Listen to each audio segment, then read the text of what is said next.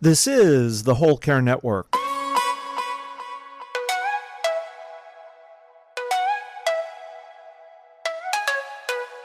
Helping you tell your story one podcast at a time.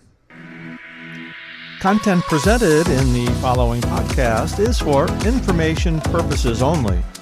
Views and opinions expressed in this podcast are solely those of the host and guest and may not represent the views and opinions of the Whole Care Network.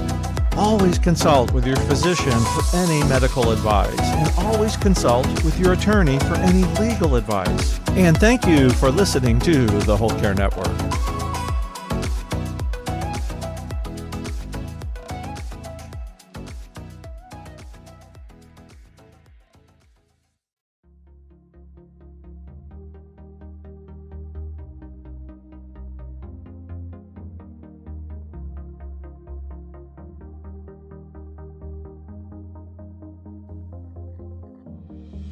Welcome to From Guilt to Good, Self-Care Solutions for Busy Caregivers, the podcast rewriting the narrative of self-care. If you're a caregiver feeling stretched thin, torn between responsibilities, and longing for self-care, you're in the right place. I'm Jeanette Yates, a fellow caregiver and someone who has spent years doing all the self-care things and never feeling any better. After years of research, trial and error, and some really deep exploration, I finally found a way to create a sustainable self-care practice that made me feel good, not guilty. And in From Guilt to Good, we'll explore how you can do that too. Together, we'll hear expert insights, actionable steps, and heartfelt stories to guide you toward rediscovering your worth, reclaiming your health, and getting back the life you've been too busy to enjoy. And you guys, today I am interviewing fellow caregiver Rebecca Sugar. Rebecca learned how to be a family caregiver on the job, taking responsibility for her elderly father through multiple spinal cord surgeries at the age of 79. She's also an established author and journalist, writing the column The Cocktail Party Contrarian, which appears in the New York Sun every other Friday. Her work has also been published in the Wall Street Journal, Washington Examiner, USA Today, Spectator USA, Jewish News Syndicate, The Christian Post, The Jewish Journal, and more. She holds a BA in literature from the University of Pennsylvania and a master's degree in history from Jewish Theological Seminary. She lives in New York City. And before we hop over to this interview, I just want to let you know that this conversation is really is a little bit different than some of the other things that we talk about. We do talk about self-care and some coping skills, she has a high-low strategy you should listen for that's really good. But really, it's about her experience as a caregiver. And like me, she's a long-term caregiver. So it's really insightful. And then, of course, I also want to make sure that you listen towards the end because she talks about her new book that has come out called Everything's a Little Broken. It is a novel based a little bit loosely on her experience as a caregiver. She talks a little bit about why she chose to write that way and how it has been part of her caregiving journey as well. So without further ado, let's welcome Rebecca Sugar. Welcome, Rebecca, to the podcast. It's so good to have you here. So excited to be here. Thank you. All right. So we have a lot to talk about today.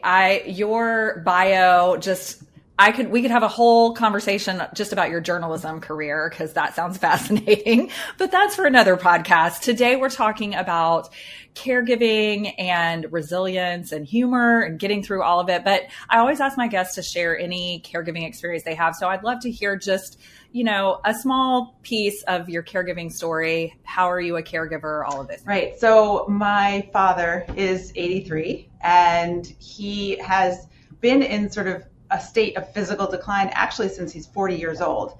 He had a spinal surgery when he was 43 years ago. And he had an injury caused by a chiropractor, sadly. So it was just a bad accident and he was being paralyzed by it. The surgery, thankfully, saved him from paralysis, which is the most important thing. But 43 years ago, spinal surgery was a little bit more crude than it is today. And it left him with a series of issues, chronic pain, atrophy, inability to exercise, do all sorts of things. So over time, it got worse and worse, as it would. And then with age, as he really moved into his older years, everything compounded and got even worse. to the point where now he's, physically, we like to call him a wreck. He's almost immobile. He's too proud to put himself in a wheelchair, but it's where he's belonged for a very long time. Until a few years ago, he's walking with a cane, which was absurd. There was no protection there at all. He really belongs actually in a wheelchair. So he's very physically limited and cognitively 1,000%, thankfully. But so I'm not physically taking care of him physically every day, let's say. He has somebody to help with that. I mean, I couldn't lift him. I couldn't, stuff like that. But emotionally and mentally and just, being there on that level, I feel very much like his caregiver, maybe his primary one. He and I have always been very close. I love that you're saying this right now for many reasons. First of all, my mother has also been in a state of decline and disability since 1984. So I've been a caregiver most of my life. So the 40 years is, I'm like, yep, right there with you. And the idea of the physical debilitation, but not the mental, not the cognitive, and how hard that is for them. But also as a caregiver, it's very difficult to try to manage that and allow them to have autonomy and individuality and independence as much as possible, but also stop doing that. It's dangerous. That idea. And then secondly, well, go ahead and then I'll say something else. Go ahead. No, you just set off everything, right? I mean, it's just the truth is it's a balance between, especially for someone like my dad, who is such a proud and stubborn human being. Everything is an attack on his dignity. And so everything I do for him is sort of in that frame of mind of how do I help him maintain his dignity in these unbelievably undignified moments. That is so key to keeping him going and keeping him alive and happy and, with all these limitations, right? And at the same time, as you say, there are times when you just have to come down at like Stalin and just be like, get in the wheelchair for God's sake. Right. Or, whatever you have to do to kind of don't try and lift that. You can't, but you want to say that as little as possible because the fight, the spirit, the resistance, and the maintaining of the dignity is part of what keeps them going and right? So it's always a dance between the two. That is so funny because like my mom is like, I'm not giving up. And I'm like, no, I don't want, I'm not, that's not what I'm saying. But also you haven't been able to walk in 3 years. So stop trying to walk, like literally that's what we deal with on a regular basis. But I also really appreciated that you said you're not in the day to day doing the, getting him dressed and fixing the meals and all that kind of stuff, but you still feel like his primary caregiver because it's that emotional component and connection and all of that is, and a lot of people that, I'm like, you're a caregiver. They don't know it because they're like, oh, well, I don't have to do all that. They're fine. They don't. And I'm like, if you're helping somebody emotionally through their chronic illnesses and diseases and conditions, you're a caregiver. It may not look like what you think it's supposed to, but can you talk a little bit more about that and how that is a full-time job essentially? Yeah, look, it is because one of the big things that I've learned, I'm still learning it, it's very hard to learn, is that you can't fix everything. You can't even fix most things, certainly not about other people. So my dad's physical condition is not getting better ever. That I've learned. It is not something I can control. It is not something I can manage. He's like 6 feet tall and, big guy. And what am I going to do? Help him like get out of a chair? I'm, 5'4", I'm a little, actually logistically, there's very limited amount of stuff that I can physically do. And so that's hard to accept, right? And that's how we think of caregiving as like doing this or doing that. And then what I've learned over time is, having your mind completely intact and being trapped in a body that betrays you is a horrible way to live. And you become emotionally. My father's actually, by the way, I just should always say this. I've never met a stronger human being, and given what he has been through and the limitations on his life, he's really not a depressed kind of down guy. He runs a business still, mostly from home.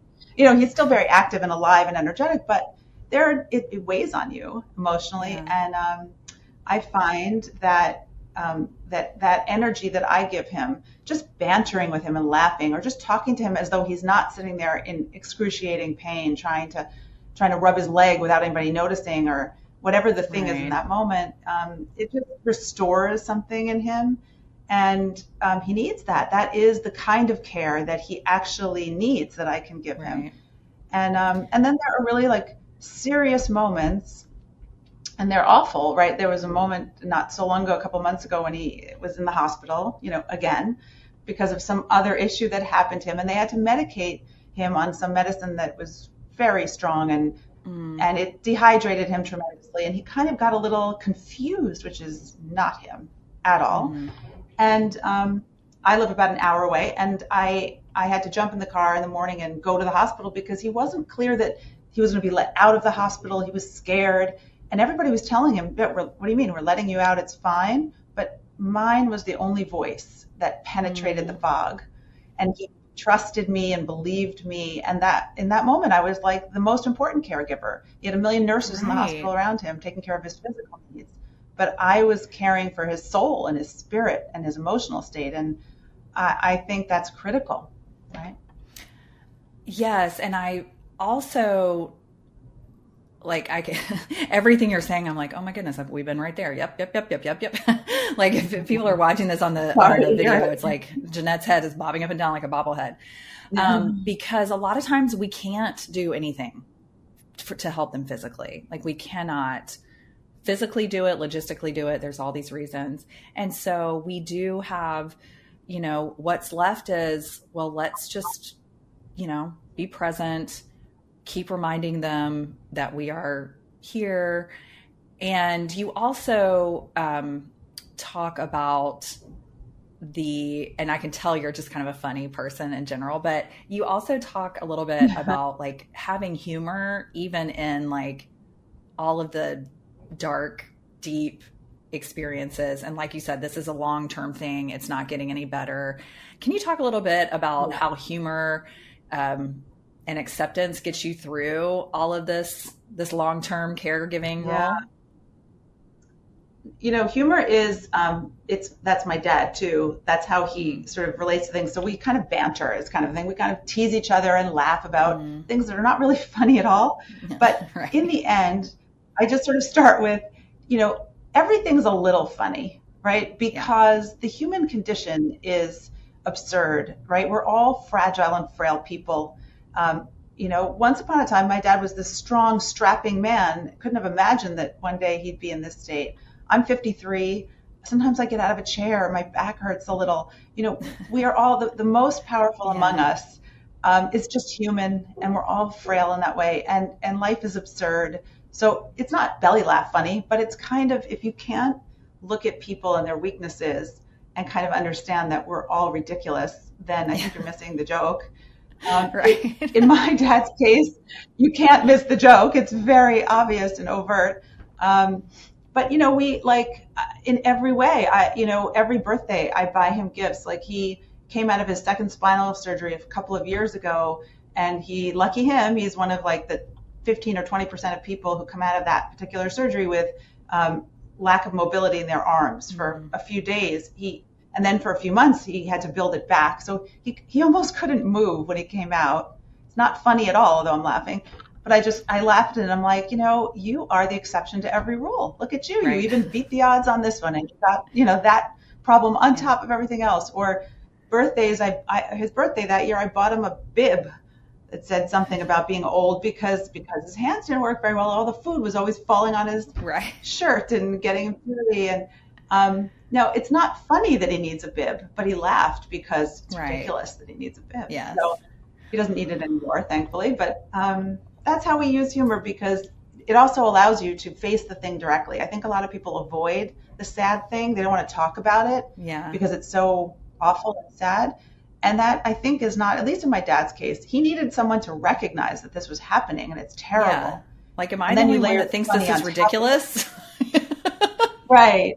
You don't want to ignore it, I think. That just makes the person feel more isolated and awkward. Right. At least with us, that's how we, do it. That your story of the bib reminded me, my mom's condition also weakens all of her muscles. And when, you know, decades ago, when I was still a teenager at home, I would go to her support groups with her. And there was one guy there, and he was so funny. He used humor too. And he would say, I always just wear plain t-shirts. That way, when I get stuff on the front, I just switch it around and wear like the back of the shirt in the front. And of course he didn't really do that, but he was like, you know, that's what you do. And so I do think that's, you know, having humor helps a lot. You said everything's a little funny, which reminds me, sounds familiar. There's a book out. You wrote a book called Everything's a Little Broken. And we were talking a little bit before I hit record. In my head, it was a memoir about your experience, but really, no, you used this book as a fictionalized account of a caregiving situation. And so I really want to talk about your book, which at the time of this recording has just been out for 3 days. How exciting is that?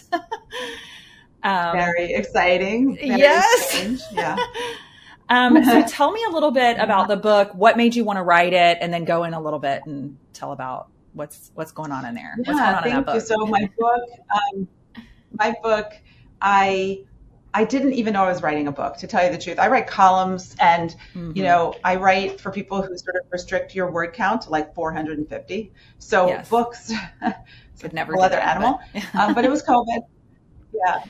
It was COVID, and there I was, and what else was I doing but writing and, you know, cooking meals for my kids. And so I think the first 30 pages just kind of flew out of me, and it was not a book at all. I think it was just, you know, what people do. They just write what they're thinking, and a lot of stuff was going on with my dad at that moment, and so it just came out. Nothing else came out for months and months. And then one day I woke up at like 3 a.m. and sat down at the computer, and everything, the rest of it came out.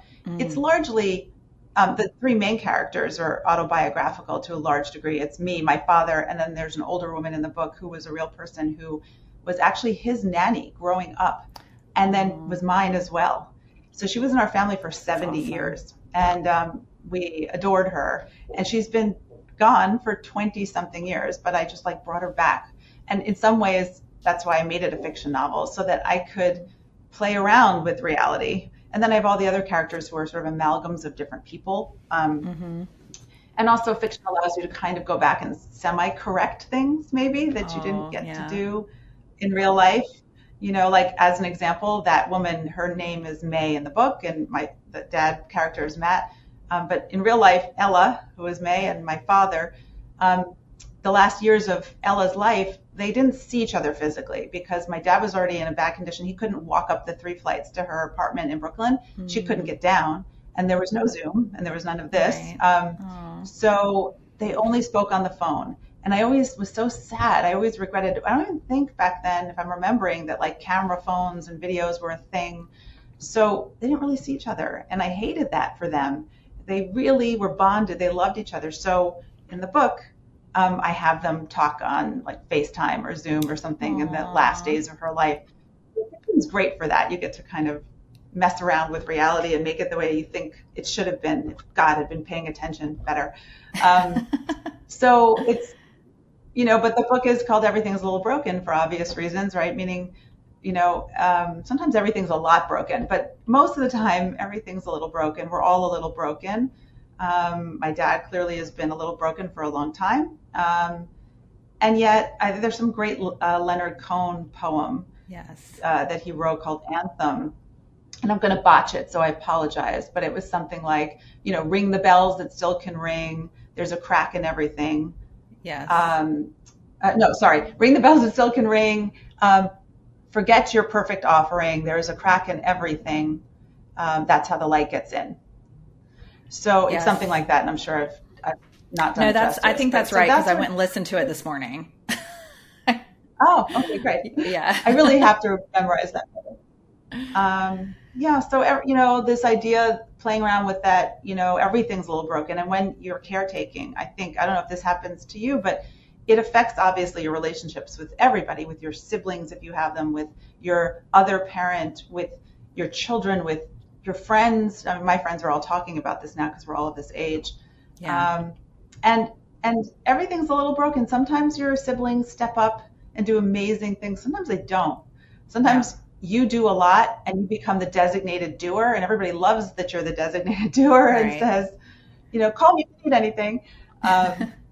So like there are a lot of things that go on in the mix that are a little bit broken, but at the end, I just sort of find, and I think the book is sort of trying to deal with this, that, there are no answers, there's no end, there's no ending, there's no happy ending, there's no bow at the end, but you discover a lot along the way. And even though everything's a little broken, there's still a lot to gain and learn and grow from.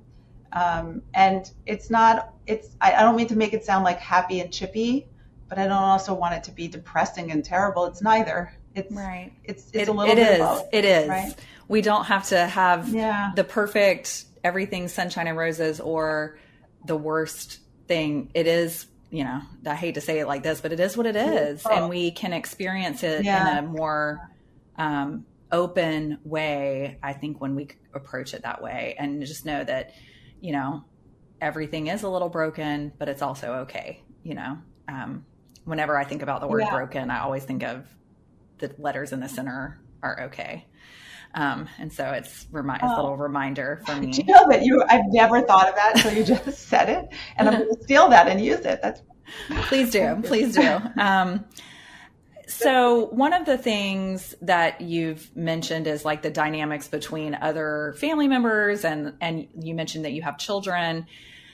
How did you navigate that, especially during the pandemic when you weren't able to, everything was a lot broken. We were all stuck. How did you navigate caregiving and being a part of your dad's experience? Because I'm sure, like you said, it was really complicated, and you have your kids at home. Can you talk a little bit about that, or is this a curveball? You're like, no. Yeah. No. I'm happy to talk about it. I'm just shaking my head because I'm thinking like all the people who've dealt with this and what happened in this country and how it's, I have to say we had it better than most, right? I had a friend whose mother was in an old age home, and and luckily she did not die in the old age home, but she didn't physically see or touch her mother for years. I mean, there were horrible horror stories. Thankfully, we were both, my parents and I were both living at that time very close to each other, like 5-10 minutes away in a suburb. So we would go see them all the time. We would sit outside at first, and then at a point I just sort of said, enough of this, like we're not doing this. And we just sort of hang out together. And also, luckily for me, my children were in that sweet spot. I have nothing to complain about. They were like in 8th grade-ish. So they were old enough to do Zoom school without my sitting there with them all day long, like a lot of my friends with little kids. Gotcha. And they were young enough to not be teenagers who were, screaming that they couldn't see their friends. They were kind of happy to be with us still. So lucky me, I didn't have a lot to worry about with them, but that's just pure luck. But I was with my dad and my mom all the time. And thank goodness I was, right? Because that kind of isolation in the midst of that was deadly for people. Honestly, if they didn't physically die, their souls were dying. And I can't imagine that I could have left them to, Zoomed with them for 2 years. I don't know how people did it. I give them so much credit to having made it through, but I did not have it that hard actually. Compared to most. I think like we've talked about a little bit, we all can look back now, and we collectively as a world, like, as it basically impacted everybody, we did develop resilience in some ways. And, and I think as caregivers, we can take that through with us, even in our day-to-day now, that we are going to have, there is isolation in caregiving. There is isolation for the person who needs the care. At some point, like it happens to everyone, and how to continue to be able to process that, handle it with grace and with humor, I think is very important. I also wanted to ask you though, is there any, did you develop any healthy coping skills? That I'm laughing because, we all develop coping skills, sometimes not the greatest ones. But were there any specific things that you did or that you continue to do? Because like you said, it's not over. We're still caregiving right now. How do we, what are some things that you have done to help you process those emotions or cope with the that roller coaster that we ride as caregivers. Yeah. I always think of this in terms of like high-low, like high-low dressing where you wear like a really fancy bag and like your shirt from the Gap. Yeah. That's like, feels like how I deal with coping mechanisms for caregiving. There's high-low. So like the high for me was high, meaning I went deep on like faith. For me, I grew up in a Jewish home, a relatively traditional one, but I had my issues with even just the word and like how to feel about faith when things collapse around you. Everybody feels this way at some point, I think, if you're thinking about it. Even if you're not religious per se, it's a faith issue.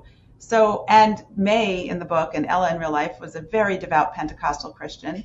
And she had the most beautiful, anchored, unyielding sense of faith. Nothing penetrated it. And she had a lot of reason to lose her faith.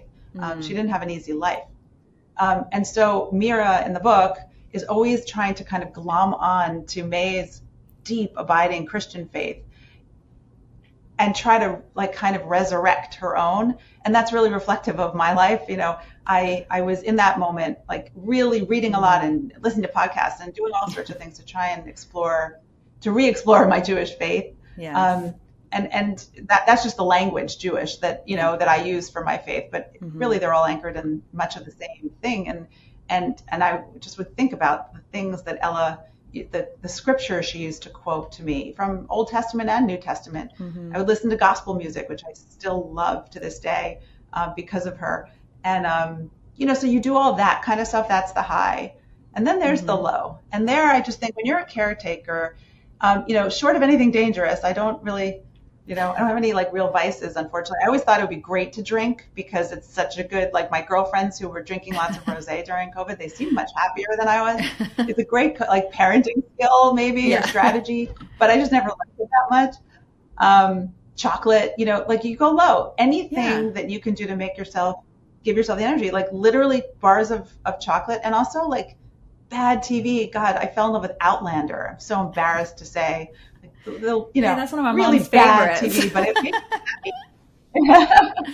It's like that Scottish accent just made me happy. Yeah. Anything that just made me happy, I left the guilt at the door and just said, like I need this. So it was like that, and I just sort of feel like I hope that I kind of still try to practice that now. The low, I call it low stuff, but it's useful stuff. It's not that it's bad. I love it. You can have my okay in the middle of broken, and I'm going to take high low because I like that. Like, yes, we can, there's always going to be something, whether it's going deeper into your spirituality or, like I'm really, getting into, I'm doing a lot of mindfulness and breath work and yoga and things like that right now. And I'm doing all that, but you're right. Yeah. I also, here's my low. And if the authors happen to listen to this, know that I am no way saying that your books are low bar in any way. They are my favorite audiobooks to listen to. There is a series of British mysteries written by two authors. One is from America, one is from the UK. They collaborate on these books. There's like 40 of them, and they're little cozy mysteries. A single mom living in the Cotswolds and a retired NYPD cop also living in the Cotswolds solve mysteries. So it's like a little bit of like, somebody dies, but it's not scary. And that's my thing. Yeah. It's a Cheering Him series by Matthew Costello and Neil Richards. I'm throwing that out there. I love, and I also talk to them on Twitter all the time, which is fantastic. But that's my low. But like, as far as like my easy, it's just, there's something about the narrator that they have narrating all these books. I can listen to them all day. I've listened to all of them multiple times. So that's my like, I'm just like, leave me alone. I'm listening to my Cheering Him series books. For sure. It's low but high, right? Yes. Because if it gives you that much pleasure and value, then it's high. So it sort of bounces back and forth, maybe. Very much so. Very much so. There's no low. It's all high. But I love, like you said, just if it brings you joy, if it calms you down, if it makes you smile, that's a good coping skill. Try not to hurt yourself. Yeah. Please be safe. Right. Love is key. Yeah. So, and my dog. I have to mention my dog. Yeah. My dog everybody should have a dog. Yes. Is my other recommendation. Like nothing actually grounds you and makes you feel better than rolling around on the floor with your 67-pound, fat, squishy English bulldog who doesn't know what's going on in your life. And so when you're at your like most sensitive, crazed moment and you're sitting there, you don't know what you're going to do, and he just walks over, looks at you, climbs onto your leg and starts humping it, you just think, this is so like, this is what it's meant to be. Like, it just makes you laugh and it reminds you that it's not that deep and like everything will be okay. And like life goes on and your dog still just thinks of you as a leg to hump. Like it's all about my dog. That is so true. That is so true. Having one of my clients that's a caregiver, she said that one of the ways she meditates is brushing her dog because it's just like so calming, and the dog will just stay there. And it's like, I've discovered I thought I didn't meditate, but I do. Yeah. Because it's literally, that's right. That's meditation. Yeah. Well, Rebecca, this has been a great conversation. I do want to make sure people know where to get your book. Everything is a Little Broken. Can you let us know how they can get in touch with you, how they can get the book? What do we need to know? Yes. So it's available right now on Amazon and barnesandnoble.com. And I have a website, RebeccaSugarOnline.com, where you can read all my articles and a little bit about the book. And I just want to say, first of all, thank you to you. And I almost want to interview you and hear your story about your mom. I'm intrigued now. And thanks to everyone who would read the book. And what I love the most about writing is when people tell me what they think, good or bad, actually, but better good. And I really hope if any of your viewers or your listeners decide to read the book, that they'll take just a second to just write to me and just tell me what they thought. Tell me any little part of it that mattered to them. That's the best reward when you write something. Well, I am going to encourage them to do that too. And you guys, I also want you to make sure that you check the show notes. Of course, we always have our self-care resources there. I will also link Rebecca's site so that you can get the book. And I am also doing a little giveaway, and I'm going to have the instructions on how to sign up for the giveaway in the show notes. I'm still working that out with the publishing company, but we're going to do that for you so that we can give one of your books away to one of our listeners. And I'm so excited about that. But thank you so much for joining me. And yeah, we'll have to talk again soon. Next book. I know you're writing another one already, probably. Love it. I would love to.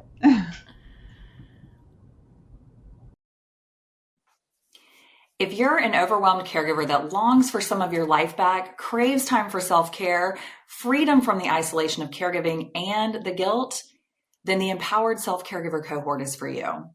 Within the Empowered Self-Caregiver Cohort, we'll take a deeper look into your unique caregiving challenges, assess your current self-care practices, and explore a personalized plan where you feel your self-care focus is most necessary. You'll design a self-care practice that is flexible enough for your life and something that you're going to actually enjoy. Erase your guilt, embrace a sense of worthiness and empowerment, and create an unshakable support system to avoid a lonely caregiving journey. In the Empowered Self-Caregiver Cohort, I share the very steps I took to break the burnout cycle of self-care. As someone who has been a caregiver for over 2 decades, I know what it's like and I know what it takes to finally find balance. And my care framework inside the cohort teaches you to find that balance too. If you're interested in learning more about the Self-Caregiver Cohort, please go to theselfcaregiver.com or check the show description for details. Thank you for joining me today. From Guilt to Good podcast is a proud member of the Whole Care Podcast Network. To access additional self-care resources to help you feel good, not guilty, check out the show notes or the description below. You'll also find the way to enter the book giveaway that we're doing for Rebecca Sugar's new book, Everything's a Little Broken. Subscribe now and join me in going from guilt to good as you rediscover your worth, reclaim your health, and get back the life you've been too busy to enjoy. And if you've enjoyed this show, please take a moment to leave us a review. Your feedback matters. We're redefining self-care for caregivers, one episode at a time. And until next time, remember, you are worthy of the same care you give others.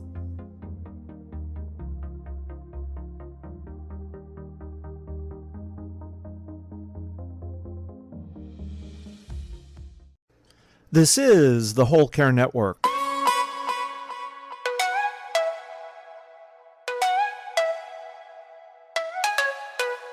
helping you tell your story one podcast at a time.